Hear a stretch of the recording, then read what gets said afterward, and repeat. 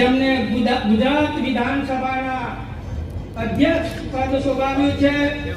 ગુજરાત સરકારમાં વર્ષો સુધી કેબિનેટ મંત્રી તરીકે રહી આદિવાસીઓને સેવા આપી છે એવા માંગરોળના ધારાસભ્ય, ગુજરાત પ્રદેશ આદિજાતિ મોરચાના નવનિયુક્ત પ્રમુખ તરીકે જેમની નિયુક્તિ થઈ છે એવા ગણપતસિંહ વસાવા સાહેબ, આપ સૌને હું અભિનંદન આપું છું અને સૌને આવકારું છું।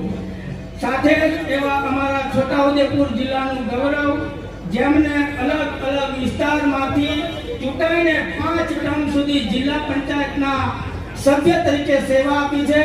છોટાઉદેપુર લોકસભાના પ્રથમ મહિલા સંસદ સભ્ય તરીકે પણ સેવા આપી છે એવા હાલ ગુજરાત પ્રદેશ ભારતીય જનતા પાર્ટીના ઉપપ્રમુખ તરીકેનું પદ શોભાવી રહ્યા છે અમારા મોટા બેન આદરણીય ગીતાબેન રાઠવાને પણ હું દિલથી અભિનંદન આપું છું।